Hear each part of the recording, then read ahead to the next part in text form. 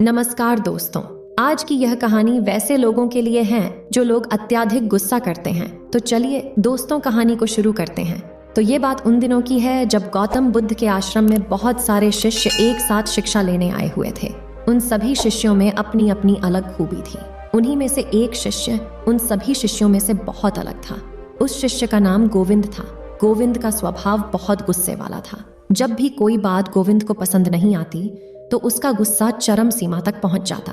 गोविंद किसी से ज्यादा बात भी नहीं करता था। वो अलग सा अपने कामों में लगे रहता था। एक बार गोविंद के पिताजी आश्रम आए और सर्वप्रथम गौतम बुद्ध को प्रणाम किया। इसके बाद वो गोविंद के बारे में गौतम बुद्ध को बताने लगे। उन्होंने कहा कि गोविंद छोटी छोटी बातों पर क्रोधित हो जाता है और इसी आदत की वजह से अपना नुकसान करवा बैठता है। अक्सर लोग इसकी इसी आदत का फायदा उठाते हैं और इसको गलत राह पर ले जाते हैं। अपने क्रोध के चलते गोविंद अच्छे बुरे का ख्याल भी नहीं कर पाता है। फिर गौतम बुद्ध गोविंद के पिताजी की बातें सुनकर मुस्कुरा उठे। इसके बाद फिर एक सुबह गौतम बुद्ध ने गोविंद को अपने पास बुलाया और कहा कि आज मैं तुम्हें पूरे दिन के लिए एक काम सौंपता हूँ जिसे तुम्हें पूरे मन लगाकर करना है। इसके बाद फिर उन्होंने कहा कि तुम्हें आज पूरे दिन क्रोध करना है। जितना हो सके उतना क्रोध करो, एक पल के लिए भी शांति नहीं धरनी है। गोविंद तो खुश हो गया क्योंकि उसे तो बहुत ही सरल काम मिला था। वो तो इसे आसानी से पूरा कर लेगा। अब गोविंद पूरे दिन झगड़ा करने में लगा रहा। कभी किसी के साथ तो कभी किसी के साथ। सब लोग उसके व्यवहार से तंग आ चुके थे। शाम को उसने गौतम बुद्ध के पास आकर कहा, गुरुदेव, मैंने अपना काम पूरे मन से किया है। इसके बाद बुद्ध मुस्कुरा दिए और उसे जाने को कहा। फिर कुछ देर बाद बुद्ध ने गोविंद को पूरे आश्रम की सफाई करने को कहा।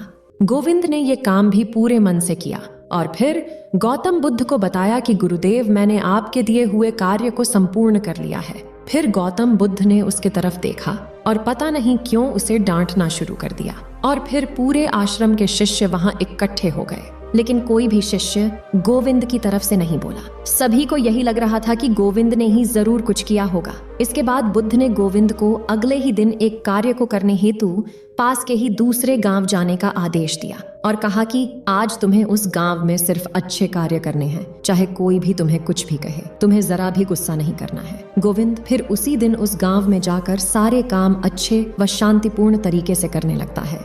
इसी के साथ उसने वहां अच्छे से साफ सफाई किया, लोगों के साथ अच्छा व्यवहार किया। अगर कोई भी उस पर गुस्सा करता फिर भी वह उसे पलट जवाब नहीं देता, वो कुछ नहीं कहता। और इसी के साथ गोविंद को काम समाप्त करते करते शाम का पहर होने को आ गया था। फिर शाम को बुद्ध भी उस गांव में गए और उन्होंने गोविंद को उन्हीं सारे लोगों के सामने फिर से डांटना शुरू कर दिया। तभी सब गांव वालों ने गोविंद की तरफदारी करते हुए कहा कि ये तो बहुत अच्छा इंसान है, आप इसे ऐसे ही डांट नहीं सकते। उन लोगों की बात सुनने के बाद बुद्ध गोविंद को आश्रम ले आए। फिर बुद्ध ने गोविंद को समझाते हुए कहा, देखा तुमने क्रोध और शांति में क्या अंतर होता है। तो इसके बाद गोविंद ने अपनी नजरें झुका लीं। फिर बुद्ध आगे कहने लगे कि क्रोध हमेशा नाश ही करता है और अगर आप क्रोध करोगे, दुर्व्यवहार रखोगे तो आप चाहे लाखों अच्छे काम कर लो, लेकिन किसी के दिल में अपना स्थान नहीं बना पाओगे और दुख की घड़ी में कोई आपका साथ भी नहीं देगा। और इसी तरह अगर तुम अपने अंदर शांति रखोगे तो बुरे वक्त में आपका साथ देने वाले लोगों की कमी भी नहीं होगी। अब गोविंद को यह बातें समझ आ चुकी थीं। दोस्तों याद रखना, आपका स्वभाव ही आपकी असली पहचान करवाता है। अच्छे स्वभाव से आप जीवन में किसी को भी अपना बना सकते हो, लेकिन क्रोध आपके शरीर के साथ साथ आपके जीवन को भी नष्ट करने की क्षमता रखता है। तो दोस्तों, आपको ये कहानी कैसी लगी कमेंट करके जरूर बताएं और ये वीडियो अपने यार दोस्तों के साथ भी शेयर करें। फिर मिलेंगे दोस्तों अगली वीडियो के साथ। तब तक के लिए अपना ख्याल रखें और हमेशा मुस्कुराते रहें। साथ ही हमारे परिवार का हिस्सा बनने के लिए हमारे चैनल को सब्सक्राइब भी जरूर करें। धन्यवाद।